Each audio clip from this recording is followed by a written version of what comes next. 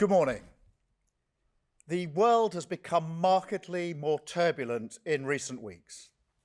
Events are moving fast, and in moments like this, what matters most is being clear about the values and the interests that guide us, even as circumstances change. The United Kingdom has a long history. Our values were not improvised. They were built patiently over time. And while we are pragmatic in how we pursue our interests, we are resolute in defending those values when it matters. So let me begin with the United States. The UK and the US are close allies and close partners. That relationship matters profoundly, not just to our security, but to the prosperity and the stability that people here depend upon. Under President Trump, as under previous presidents, we're determined to keep that relationship strong, constructive, and focused on results. And that approach is delivering. Through sustained engagement, we've seen significant US investment into the UK economy, running into hundreds of billions of pounds, supporting growth, skills, and jobs right across the country. Our cooperation on defence, nuclear capability, and intelligence remains as close and effective as anywhere in the world, keeping Britain safe in an increasingly dangerous environment. We've secured good trading terms in key sectors, including cars, steel, aerospace, and life sciences, protecting British jobs and manufacturers. That is why we take the approach that we do, because it delivers concrete outcomes in the national interest. I talk regularly to President Trump, and my team is in daily contact with all the key figures in his administration. These relationships matter. They deliver concrete outcomes in the national interest. Mature alliances are not about pretending differences don't exist.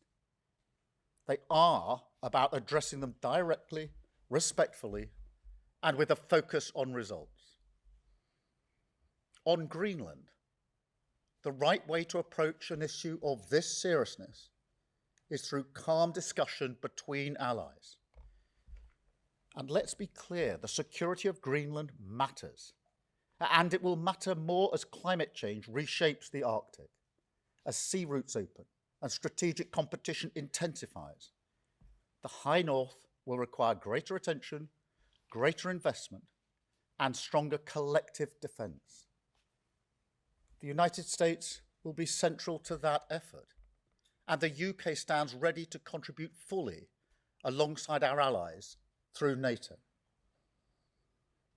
But there is a principle here that cannot be set aside, because it goes to the heart of how stable and trusted international cooperation works.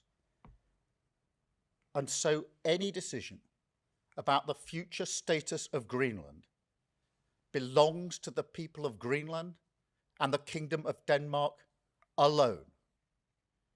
That right is fundamental, and we support it. Denmark is a close ally of the United Kingdom and of the United States, a proud NATO member that has stood shoulder to shoulder with us, including at real human cost in recent decades. Alliances endure because they're built on respect and partnership, not pressure. That is why I said the use of tariffs against allies is completely wrong. It is not the right way to resolve differences within an alliance.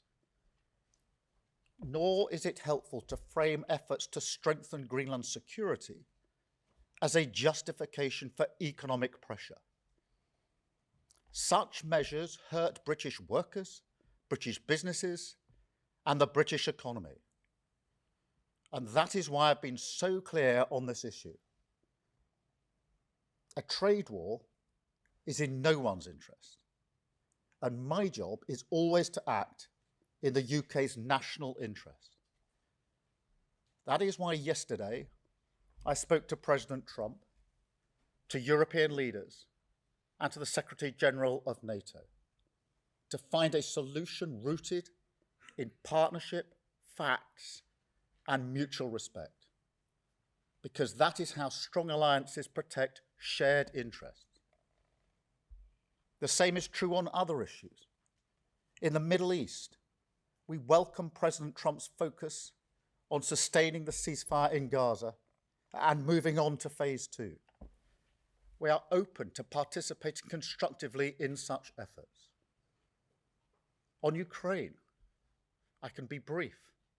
We strongly support efforts to bring the killing to an end and secure a ceasefire as soon as possible. We recognise President Trump's role in pushing that process forward, and we will work closely with the United States, Ukraine, and our other allies to apply pressure where it belongs on Putin. Finally, let me say why all this matters so directly to people here at home. In today's world, geopolitics is not something that happens somewhere else. It shapes the cost of energy, the price of food, the security of jobs, and the stability that families rely on to plan their lives.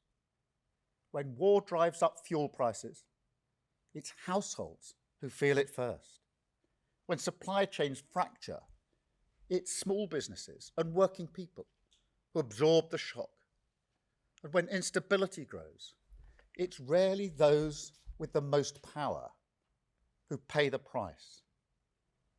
That is why this government's approach is rooted in a simple belief that we must use every tool of government, domestic and international, to fight for the interests of ordinary people. At home, that means active government. It means taking responsibility for economic stability so that inflation is controlled, interest rates come down, and family budgets are protected. It means stepping in where markets fail, strengthening resilience, and ensuring that global shocks do not always land on the same people in the same places, the people least able to withstand them. That's why we've taken action to reduce energy bills, to freeze rail fares and prescription charges. But tackling the cost of living today also means engagement beyond our borders. It requires shaping the world around us, not retreating from it. It requires strong alliances, steady diplomacy, and rules that reduce uncertainty rather than amplify it. That is why our commitment to international law and to alliances founded on trust is not abstract or ideological. It's practical. It's about stability, predictability, and fairness. The conditions that keep prices down, jobs secure, and economies resilient. That is what active government looks like in an age of uncertainty. Steady at home, engaged abroad, and always focused on protecting the people that we serve. Britain is a pragmatic country. We look for agreement. We believe in partnership. We prefer solutions to slogans.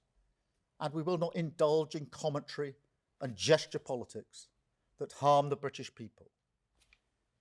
But being pragmatic does not mean being passive. And partnership does not mean abandoning principle. That is why it's important to be clear about who we stand with, what we stand for, and where our interests lie. Now, this is a moment for the whole country to pull together. So I warmly welcome the support we've had with regards to Greenland and the proposed tariffs from the leader of the opposition. I thank her for her support. At moments like this, there will always be people who reach for the performative, who think an angry social media post or grandstanding is a substitute for hard work. That's an understandable instinct, but it's not effective. It never has been. It may make politicians feel good, but it does nothing for working people whose jobs, livelihoods, and security rely on the relationships that we build across the world. So to conclude, we will work with our allies in Europe, across NATO, and with the United States. We will keep dialogue open. We will defend international law. And we will use the full strength of government at home and abroad to protect the security, living standards, and future of the British people. That is the approach I will take as Prime Minister, and that is the responsibility that this moment demands. Thank you.